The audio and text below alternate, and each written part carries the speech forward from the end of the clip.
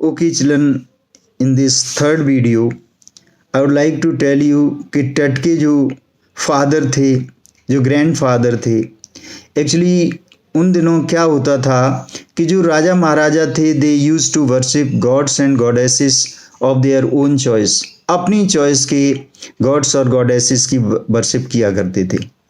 जो जाते तो उसके जो फोर फादर्स थे, जो ग्रैंडफादर, तो उन्होंने तो जो है दे यूज उन्होंने जो इसकी कैपिटल थी, बहुत सारे मंदिर उन्होंने तोड़वा दिए, अपनी चॉइस के जो गॉड्स थे उनको इस्टेब्लिश कराया। इसके लिए उसने कैपिटल भी बदल दी। फिर इसके बाद में कई वर्षों तक for decades the Egypt was ruled by his father and grandfather. लेकिन जब टट राजा बना तो इसने फिर वही पुराना जो गॉड्स और गॉडेसेस जिनको डिस्ट्रॉय कर दिया गया था, he established them again and he started worshipping the same god and goddesses which used to be worshipped earlier.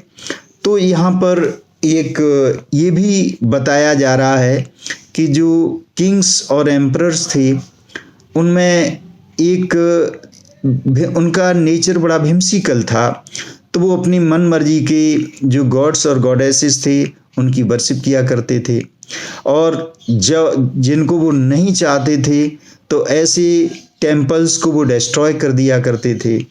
And they were so powerful that everything they used to do the way they liked, जिस तरीके से वो चाहते थे वैसा ही किया करते थे, क्योंकि उनके पास पावर बहुत थी। 2003 तक काउंटिंग करके इनको जहाँ जिस वैली में दफनाया जा रहा था तो काउंटिंग चल ही रही थी, और 600 जो टॉम्स थी वहाँ पर थी।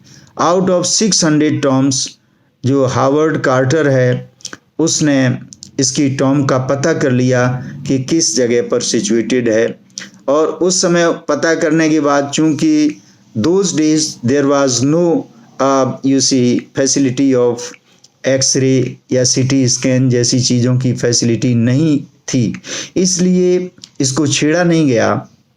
और 80 इयर्स के बाद जब इसका सीटी स्कैन वगैरह सब कुछ होता है, देन डीएनए टेस्ट होता है, फॉरेंसिक जो है इन्वेस्टिगेशन होता है, उस समय असलियत का पता लगता है कि किंग टट जो है वो किस तरह से उसकी मौत हुई।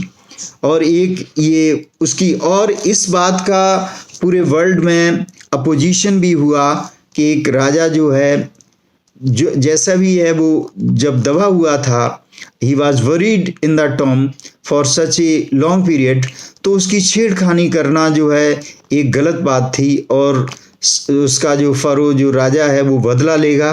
और ये इस बात के लिए सभी जो है दे वर डाउटफुल, और हुआ भी यही कि जो हवाएं चली, जो पानी वर्षा, जो जिन लोगों की डेथ हुई, तो सभी ने समझ लिया कि ये एक तरह से रिवेंज हुआ। तो यहाँ पर इसमें हम ये पता करते हैं कि आज की साइंस जो है, in today's world the science has developed to that an extent, उस एक्सटेंट तक डेवलप हो गई कि आज सब कुछ पता किया जा सकता है। कि ये भी पता कर लिया गया कि किंग की डेथ किस एज में हुई होगी, in which age he must have died. तो इसमें बता दिया गया कि जब उसकी मौत हुई होगी तो उस समय वो टीन एज में था।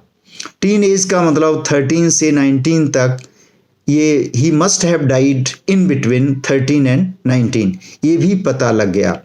ये भी पता लग गया कि he must have died because of the DNA test से पता लगा because of the disease of malaria. And ये भी पता लग गया कि उसकी जो रिब्स थी कुछ एक मिसिंग भी थी और कुछ एक ब्रोकन भी थी। So CT scan and x-ray, all these things they brought out the truth कि उसकी रियलिटी क्या थी। तो आर्कियोलॉजी और आज के समय में जो सीटी स्कैन है, जो एक्सरे हैं, और एक्सरे भी there are you see of different types of x-ray to find out the minute you see investigation in the mummy of Tut. एक एक चीज का पता कर लिया साइंटिस्ट ने, और अंत में उसको जहां बॉडी थी उसकी दफनाई गई थी उसी बॉक्स में लेकर के फिर उसी जगह रख के उसको बंद कर दिया गया।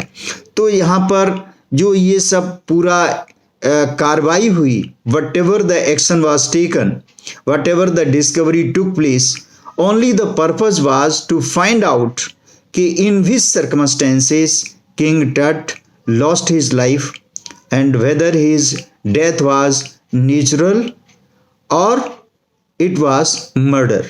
अब इसके बाद में जब हम एक्सप्लेन करेंगे, when I'll explain you this lesson, then you will come to know in detail.